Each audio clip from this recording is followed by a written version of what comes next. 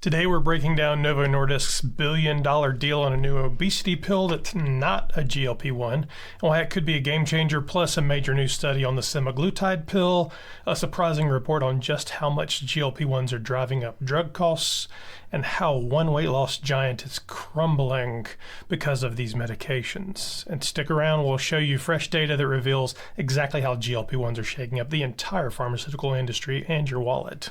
Hello from the Downsized News. Today is Monday, March 31st, 2025, and we've got the latest news on GLP-1 treatments just for you. I'm Laraine Durham, and I've successfully lost over 50 pounds using tirzepatide.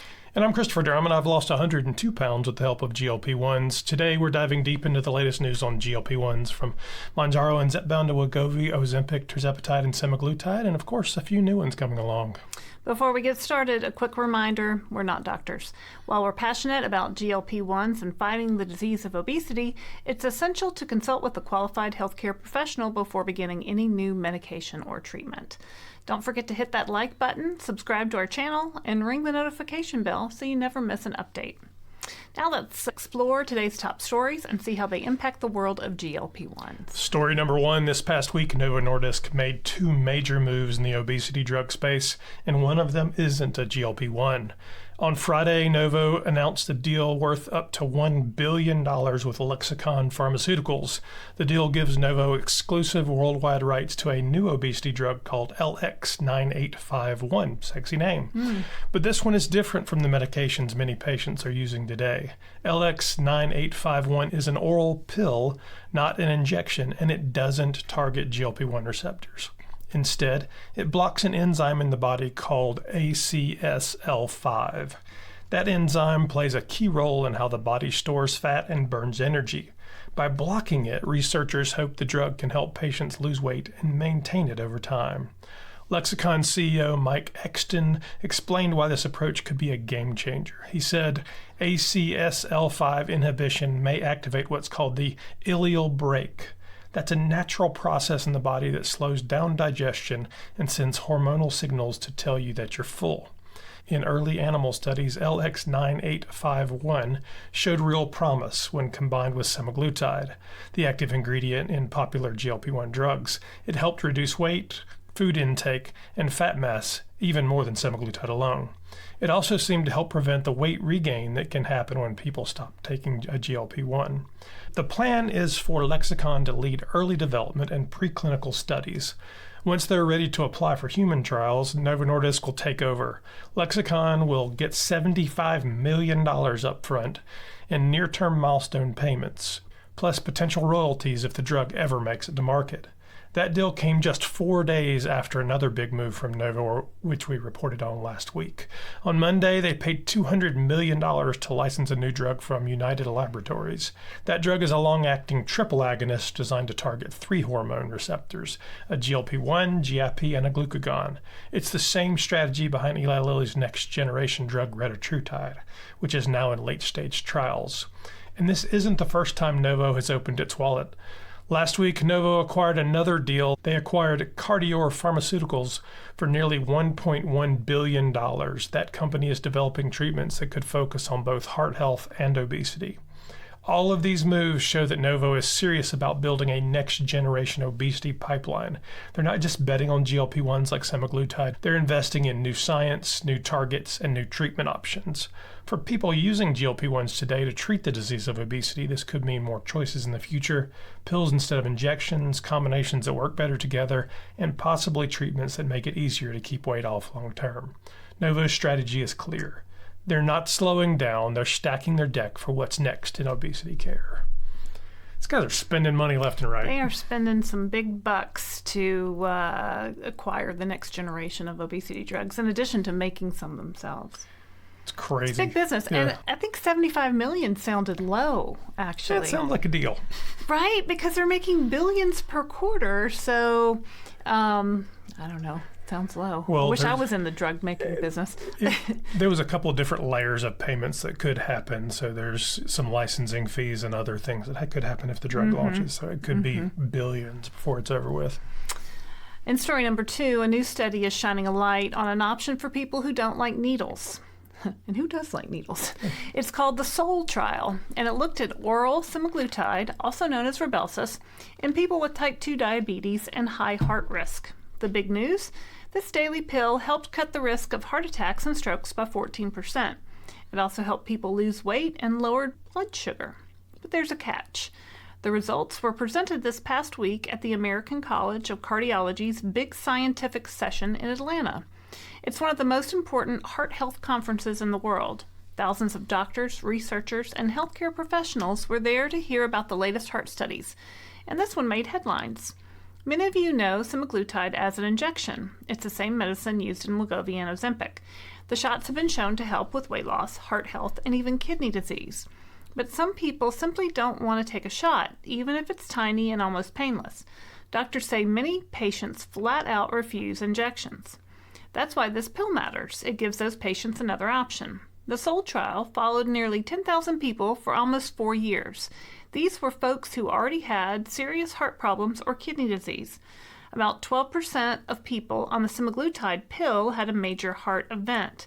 That number was almost 14% for people who got usual care. It may not sound huge, but in a large group, it makes a difference. One standout result, fewer people on semaglutide had heart attacks. They also lost an average of 10 pounds over time. But semaglutide didn't help much with kidney problems in this study. Doctors say that's because most people in the SOUL study didn't have advanced kidney disease. The pill version of semaglutide isn't perfect. It has to be taken first thing in the morning on an empty stomach with a small amount of water, and you can't eat or drink anything for at least 30 minutes afterwards. And even then, your body only absorbs about 1% of the medication. The shots are absorbed much better. And then there's the price. The pill can cost over $1,000 a month. One doctor at the conference said it best, "My patients can't benefit from a drug they can't afford."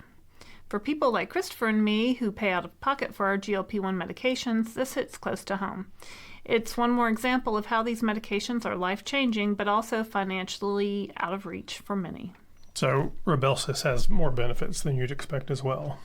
Yeah, it's only 1% of the medicine is absorbed when you take it as an oral medication. We've talked about that with Condi Carmack, the molecular biologist. It's just stomach acids and things are not easy on these drugs. Mm-hmm. So, yeah. And some people like the shot better. We hear that. I'm sure like somebody Mindy. will comment. Yeah. All right, story number 3, there's a new report showing how much the rise of GLP-1s is changing the drug world. For the first time, spending on traditional medications is outpacing specialty drugs, and it's mostly because of the demand for GLP-1 medications like tirzepatide and semaglutide. The report comes from Evernorth Research Institute. They dug through pharmacy claims, surveys, and industry data. What they found is eye-opening. Since 2021, the cost of traditional drugs has skyrocketed. That year, spending grew just over 2%, but by 2024, it jumped to almost 13%. Specialty drug spending, on the other hand, grew about 5%. Well, why the big change? Of course, it's all about GLP-1s. According to the report, nearly half of the increase in drug costs last year came from medications for weight management, and they expected GLP-1 use to keep growing fast. In fact, they're predicting a 73% jump in GLP-1 use for weight loss next year. But it's not all good news. North says about half of patients who started GLP-1s for weight loss stopped within a year. Some stopped because of side effects, others because of money or insurance headaches. The report also raised concerns about how these medications are spreading to younger generations. GLP-1 use among kids 14 and under jumped nearly 85% in 1 year. For Gen Z, it grew almost 68%, and for millennials, nearly 48%. North warns that if people start these drugs young, it could put a huge financial strain on health plans, employers, and even entire communities. They also pointed out that drug makers are testing GLP-1s for other diseases, things like heart disease, kidney disease, and even Alzheimer's. If that happens, demand will only go higher, and so will costs. The report suggests health leaders start thinking differently. That includes finding ways to prevent obesity earlier, supporting better food and exercise programs, and making sure doctors use real-world data to prescribe GLP-1s. We know firsthand how powerful GLP-1s can be for people fighting the disease of obesity, but it's clear these medications are reshaping the healthcare system, and the price tag is bigger than ever. So what's interesting about this report is it's all data that's backward-looking. There's no way for them to know what it'll cost tomorrow. Right. And inevitably, all the GLP-1 costs were higher yesterday than they will be tomorrow. It's just, we've already seen costs come down on tirzepatide, for instance. So they're assuming that this price stays the same as more people come on. Well, yeah. And I thought it was interesting that story said something about preventing obesity earlier with, teaching kids about diet and exercise. And I don't think that's the problem. I don't think it's, I think children with the disease of obesity, that's not the problem. Well, what we know is they're chronic, multifaceted disease. Right. So certainly learning more about nutrition, diet, exercise would be helpful. It's helpful. It's just not going to solve the problem. That's not going to solve the problem. Right. And over time, wouldn't it be better to head off these kids that could possibly, we see obese children turn into obese adults that develop diabetes and heart disease and sleep apnea and, a multitude of problems. So, well, we have competing stories in the news this week, as we often do. So this one assumes essentially that the medication will always be $1,000 and that the only way to do it is that. Well, the story for it said, well, maybe there's a pill that... Well, maybe there's a pill. Well, so 2 years from now, 5 years from now, 10 years from now, when there's a pill that works in a different way, maybe that is a focus that doctors can use to help manage obesity before it becomes a problem. That would be the ultimate way to solve the problem of obesity, is to manage it before it. Well, and just many of the problems. Health problems, right? You don't end up with type 2 diabetes often, with heart disease, with all kinds of things if you don't end up obese. Right. In story number 4, Medifast is in big trouble. The company built its business selling meal plans and supplements through something called Optavia. They also used a multi-level marketing model, meaning they signed up customers to become coaches and sell to more people. And it worked for a while. At one point, they had more than 68,000 coaches. But then GLP-1 medications like tirzepatide and semaglutide came along, and everything changed. People who used to turn to Medifast's meal plans and coaching are now turning to GLP-1s instead. Demand for expensive packaged foods and high-pressure coaching has fallen fast. Medifast's business has started to crumble.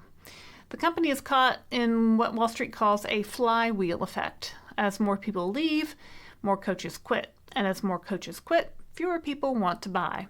Medifast had over 68,000 active coaches in 2022. Now they're down to just 27,000.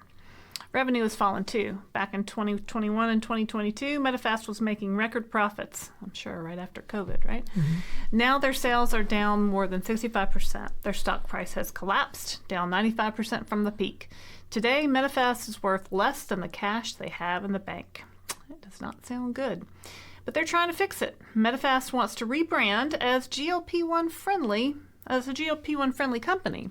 They even partnered with a telehealth company called LifeMD to help people get GLP-1 prescriptions and support products. They've launched new high-protein meals, hoping to appeal to people who want to maintain muscle and weight loss while using GLP-1s. But so far it hasn't worked. Coaches are still leaving, customers aren't coming back, and even with big marketing campaigns, the company can't seem to stop the bleeding. For years, Medifast built its business on selling meal plans and coaching to people desperate to lose weight.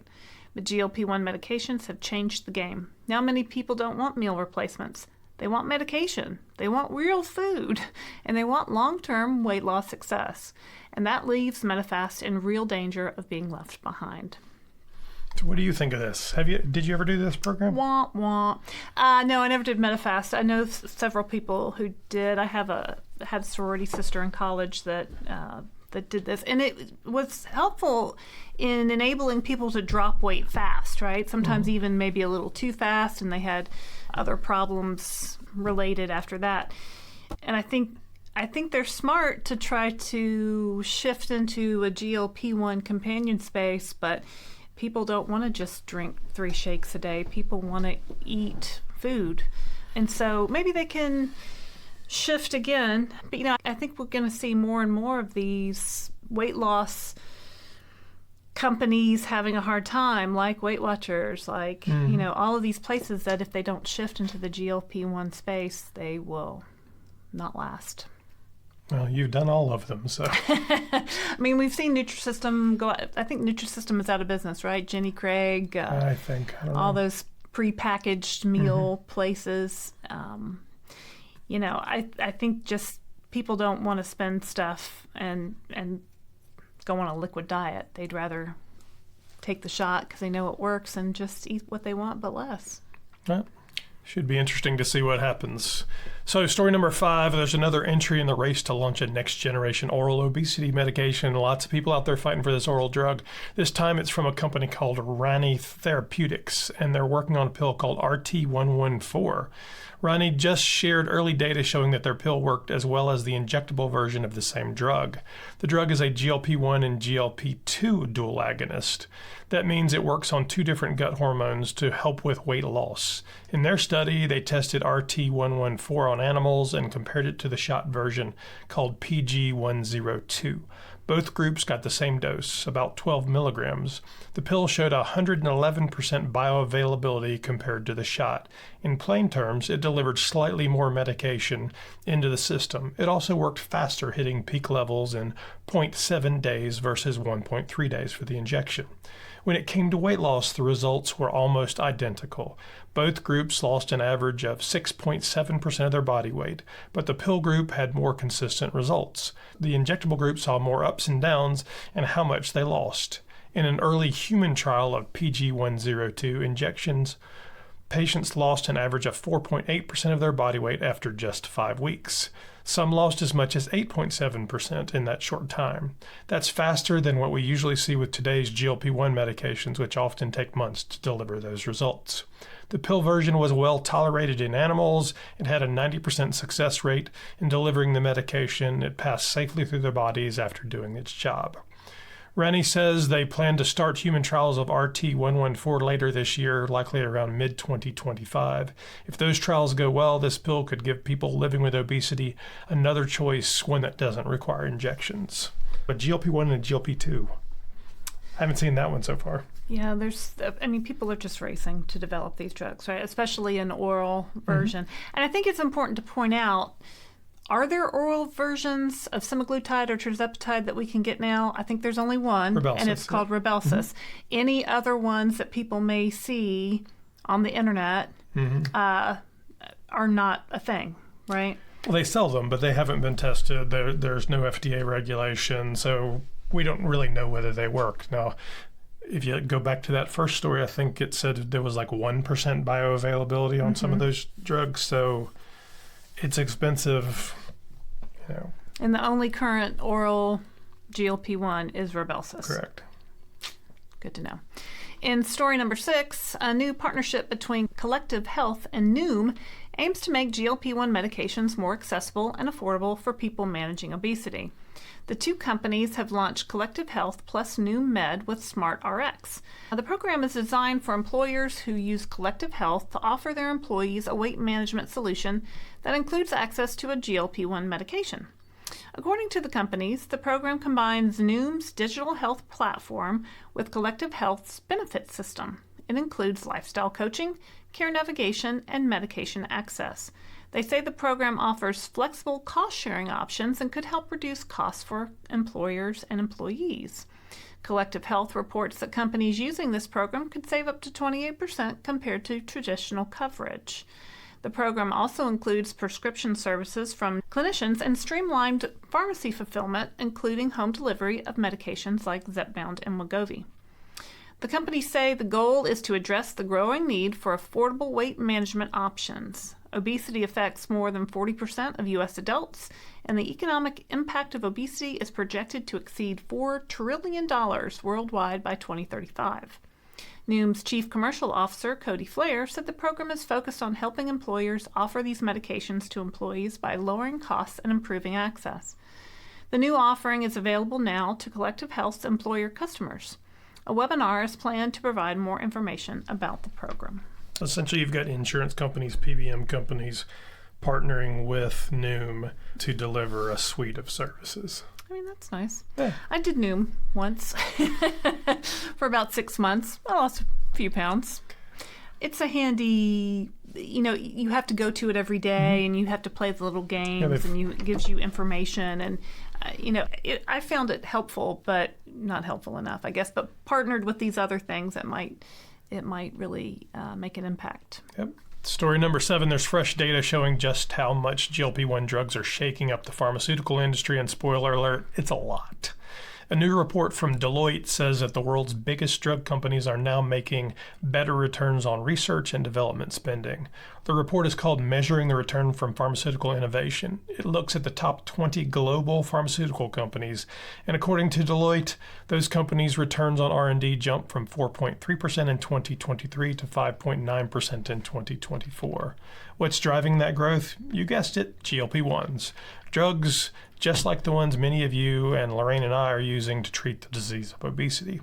Deloitte's report says GLP-1 drugs now account for about 16% of pharma's forecasted revenue. That's a massive increase from 8% in 2023 and only 1% in 2022. Think about that. In just 2 years, GLP-1 drugs went from being a small piece of the pie to one of the biggest drivers of growth. The report also points out that these medications are changing the entire late-stage drug development pipeline. In 2024, 29 new blockbuster drugs, meaning drugs expected to bring in at least $1 billion a year, entered development. That's up 53% from 19 new blockbuster drugs in 2023. Many of these GLP-1 drugs are focused on treating obesity and diabetes. At the same time, the cost to bring a new drug to market keeps rising. In 2024, the average cost to develop a new drug is $2.23 billion. That's up from $2.12 billion the year before. But even with those high costs, the potential profits, especially for GLP-1s, are huge. Here's a number that says it all. Deloitte found that across all drugs, the average peak sales forecast went up to $510 million per drug in 2024. But if you take out GLP-1s from that calculation, that number drops to $370 million. GLP-1 drugs are making the difference. The report also shows that the drug industry is betting big on new science. About 23.5% of the drugs in development over the past 4 years use what's called novel mechanisms of action. That means they work in new ways to treat disease, just like how GLP-1s changed the game for obesity. Even though these types of drugs are fewer, they are expected to make up 37.3% of total revenue. Karen Taylor, who leads the Deloitte Center for Health Solutions, said in the report that pharma companies are being pushed to look at new treatment areas. Obesity is one of those areas. She also pointed out that companies are using more data and AI to speed up clinical trials and make smarter decisions. But the report wasn't all good news. Deloitte warned that when too many companies chase the same disease, like obesity and diabetes, it can slow down innovation in other areas. And they said pharma companies need to be bolder, take more risks, and focus on the treatments patients need. This report helps explain why these medications are so expensive. It costs billions to make them. But it also shows that the pharmaceutical industry is counting on people like us to fuel their future profits. We'll keep following the money and how these business decisions affect real people fighting the disease of obesity. So again, this market is obscenely large. Mm-hmm. If it costs $1 billion to bring an obesity drug to market, but Eli Lilly's making $5 billion per quarter. Mm-hmm. I guess, it'd be worth it. I don't really like how Deloitte says, maybe you need to focus on something other than obesity drugs. Why not obesity drugs? 74% of Americans have this problem. So wouldn't this be the first priority?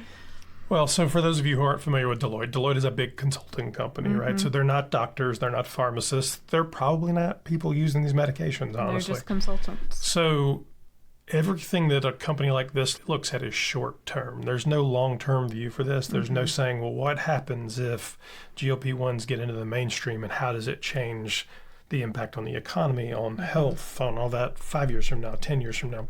That's not what they're doing. You're just saying, maybe you need to diversify a little bit. Don't focus all on obesity.